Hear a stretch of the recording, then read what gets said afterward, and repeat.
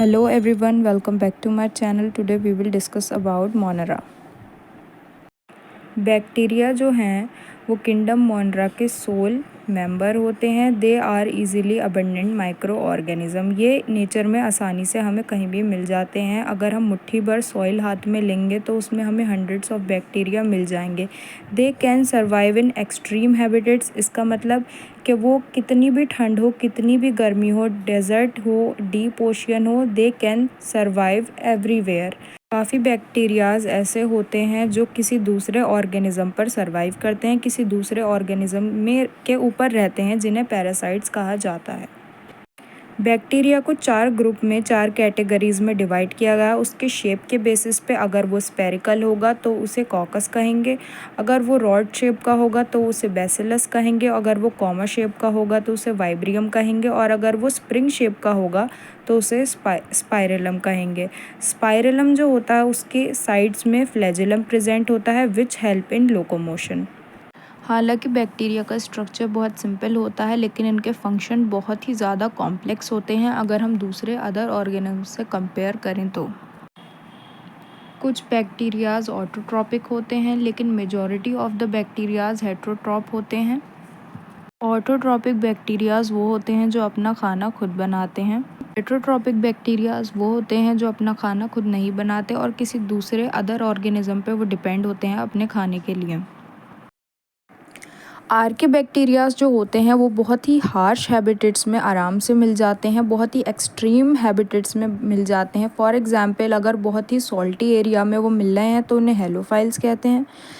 जो आर्के बैक्टीरियाज बहुत hot spring में बहुत गर्म जगह पे मिलते हैं उन्हें थर्मोएसिडोफाइल्स कहते हैं। And if they are capable of producing methane gas तो उन्हें मिथानोजेंस भी कहते हैं।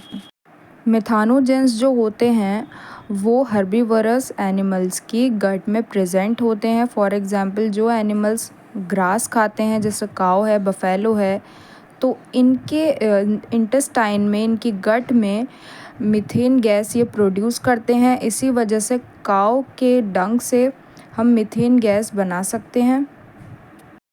यू बैक्टीरियाज जो होते हैं इनके स्ट्रक्चर बहुत ही सिंपल होता है, तो अगर ये फेवरेबल कंडीशन में है तो ये फिजन कर लेंगे, ये आपस में डिवाइड हो जाएंगे। लेकिन अगर ये अनफेवरेबल कंडीशन में है तो ये डिवाइड नहीं होंगे और ये अपने ऊपर एक स्पोर फॉर्मेशन कर लेंगे अपने आप को प्रोटेक्ट करने के लिए। स्पोर फॉर्मेशन हमेशा अनफेवरेबल कंडीशन में होती है और वो बैक्टीरिया को सूखने से बचाती है।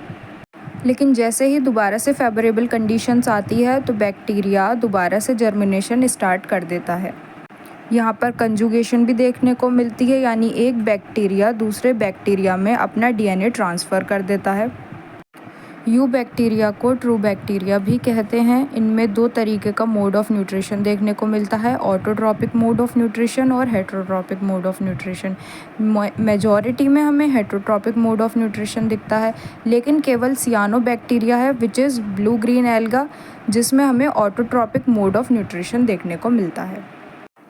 इनके पास जो क्लोरोफिल होती है वो ग्रीन प्लांट्स के जैसे सिमिलर क्लोरोफिल ए इनमें प्रेजेंट होती है। सियानो बैक्टीरिया यूनिसेलुलर होते हैं, कॉलोनीज़ ये बनाते हैं और फिलामेंटस होते हैं, एक के बाद एक ये अटैच होते हैं और ये फ्रेश वाटर होते हैं, मराइन होते हैं। इनकी जो कॉलोनी होती है वो एक गिलेटिन की शीट होती है, उससे सराउंडेड होती है। ब्लू ग्रीन एल्गी आपको फ्रेश वाटर में, खारे पानी में और टेरेस्ट्रियल भी होते हैं, तो ब्लू ग्रीन एल्गी आपको हर जगह बेसिकली देखने को मिल सकती है, बहुत ही कॉमन होती है। कुछ बैक्टीरियाज ऐसे होते हैं जो नाइट्रोजन फिक्सेशन कर सकते हैं जिन्हें हेटेरोसिस्ट कहते हैं। फॉर एग्जांपल नोस्टॉक और एनाबेना। अगर कोई बैक्टीरिया सनलाइट का इस्तेमाल करके अपना खाना बना रहा है तो वो फोटोसिंथेटिक ऑटोट्रॉप होगा। केमोसिंथेटिक ऑटोट्रॉप बैक्टीरिया वो होते हैं जो ऑक्सीडाइज करते हैं वेरियस इनऑर्गेनिक सब्सटेंसेस को, जैसे कि नाइट्रेट्स हो गया, नाइट्राइट हो गया, अमोनिया हो गया, और उससे जो रिलीज्ड एनर्जी उनको मिलती है वो इस्तेमाल करते हैं फॉर देयर एटीपी प्रोडक्शन।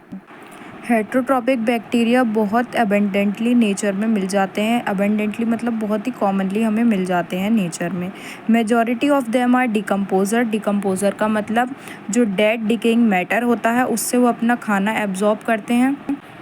ये काफ़ी ज़्यादा हेल्पफुल भी होते हैं क्योंकि ये मिल्क से कर्ड भी बना सकते हैं। इनकी मदद से हम एंटीबायोटिक्स भी बना सकते हैं, नाइट्रोजन फिक्सेशन भी कर सकते हैं।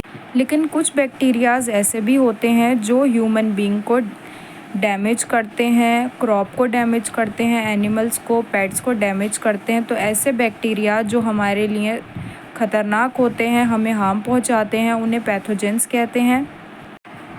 कुछ ऐसी वेल नोन डिसीज़ है जो बैक्टीरिया कॉज करते हैं, जैसे कि chlorella, typhoid, tetanus, citrus canker are well known disease which are caused by bacteria. Mycoplasma organisms होते हैं जिनमें सेल वॉल होती ही नहीं है और ये स्मॉलेस्ट लिविंग सेल होते हैं and can survive without oxygen. Many mycoplasma pathogenic harm पहुंचा सकते हैं हमें, एनिमल्स को भी और प्लांट्स को भी। If you find this video helpful, then please do like, share, comment and don't forget to subscribe my channel. Thank you.